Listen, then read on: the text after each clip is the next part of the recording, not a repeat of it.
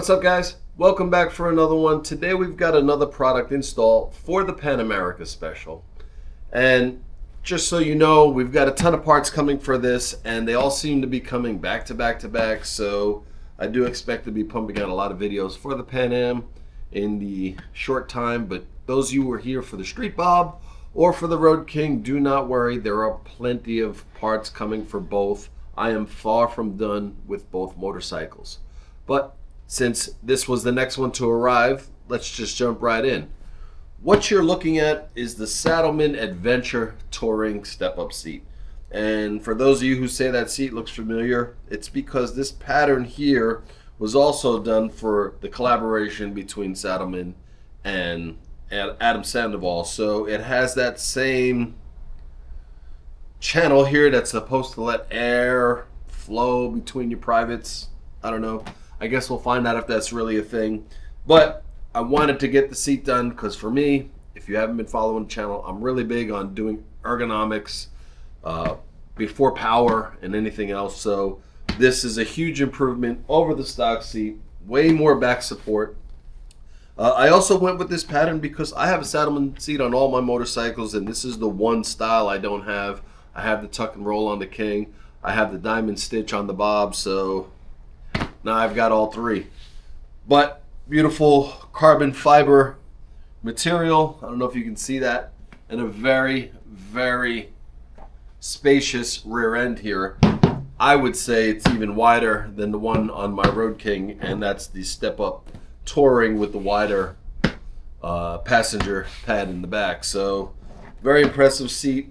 Now, this is the low seat. You can get this seat in the standard height and in the low, because on the Pan America there are two slots for you to adjust your seat up and down. So this is for those of you who have short legs like me.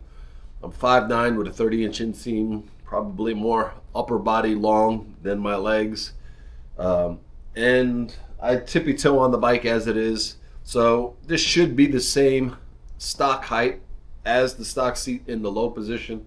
We'll take a look at that, but overall, I mean, it's beefy. You can tell there's a lot of pad here, and in the Saddlemen style, we're going to break this seat in, and I'm sure if it's anything like the other two, it's going to be a fantastic upgrade.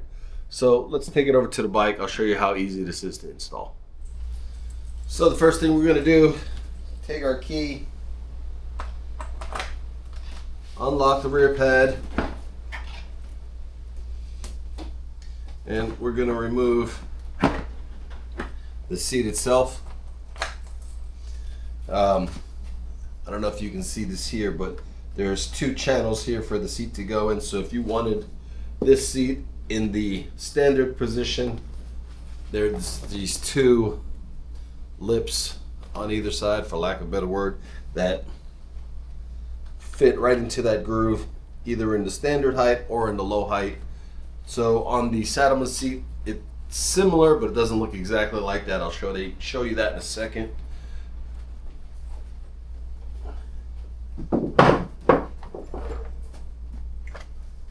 All right.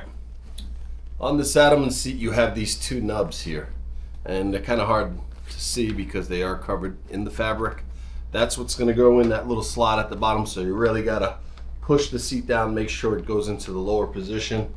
And then holding it in the back, just like the rear, it's got this peg right here that locks into the hole in the rear.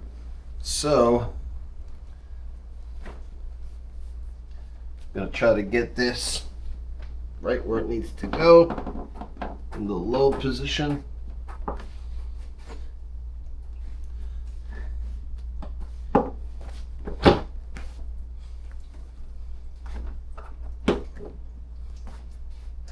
Looks like it.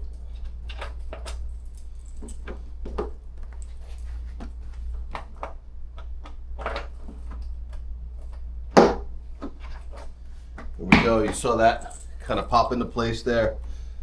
There it is. I like how it covers a lot more here than the stock one did. Kind of flows really nice. I like how it contours up here. Kind of gives it a little more shape than just one square kind of pad in the rear here. All right, let's take a look at her. definitely looks nice with that seat. Definitely looks more like my kind of motorcycle.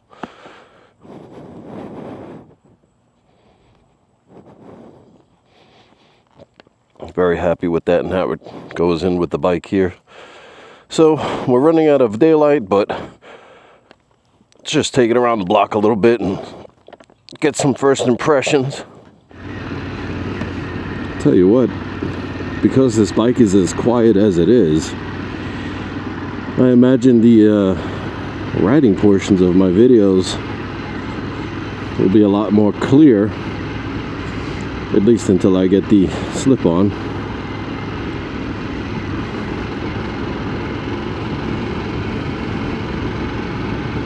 But I'm not really getting the slip-on for the sound as much as it is to allow the bike to breathe. I am gonna do as much performance stuff as is available to this motorcycle. You know, hopefully somebody will come up with some cams pretty soon.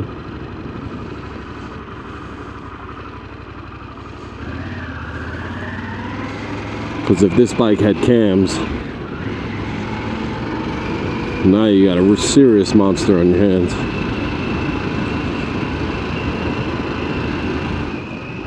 Alright, so right away, as expected, the seat is firm. I'm not saying that's a bad thing. It doesn't feel like a rock. It feels like a new Saddlemen seat.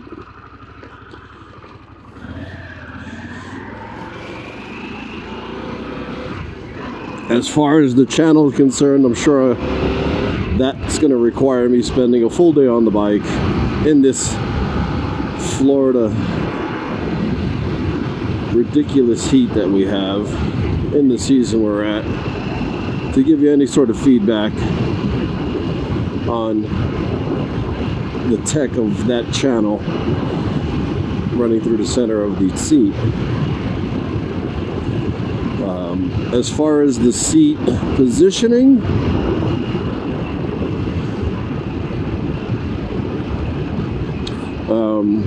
I'm hitting all the wrong buttons here. See, I'm still trying to learn this stuff. Here we go. Cruise control's over here. Turn the heated grips on, buddy. It's too hot for that shit.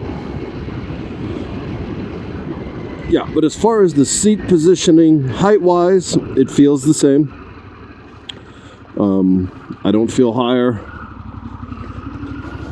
If anything, I would say it feels a little more parallel to the ground.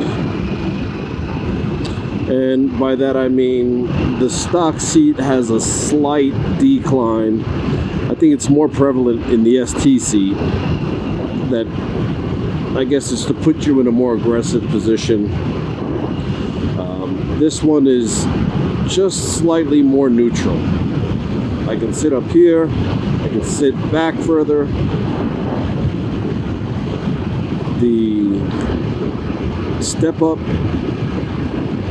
is in a great spot, just like the rest of their seats, so there's definitely comfort there. I think once I get my risers and I'm kind of pulled back a little more, I can really feel the benefits of the step up part of the seat. Right now I'm still kind of perched forward a little bit.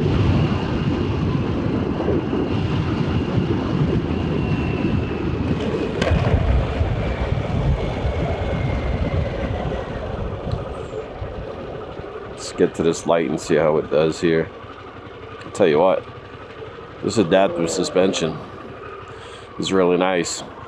Even though it doesn't go that much, just a little bit that it does is a big help for somebody like me. And that was one of the reasons that I actually traded in my MT10, was exactly that. It was a tall bike, even with a passenger on, and it's hard being on your tippy toes. This one I'm slightly lower than I was on the MT10. Right now I'm just wearing some sneakers, but I'm sure with some boots, I'll have even more foot on the ground.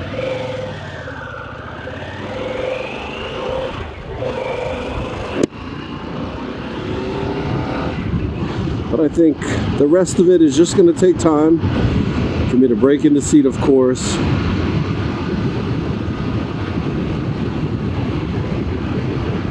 and get the rest of the ergonomics going, and I will definitely give you guys the long-term review on this seat, just like we do everything else. If you have any questions or comments about the seat or about anything with this bike, I'd love to hear from you. Leave a comment below. I do try to get back to everybody as soon as possible. Sometimes there's a delay if you have a question for something that I need to look up for you. But other than that, like I said, I do try to respond to all questions and comments. But you guys know what to do. If you like videos like this, please consider liking and subscribing. It helps the channel. We've got a lot more to come on all three motorcycles. So I'm excited. I hope you are too. I appreciate you guys watching.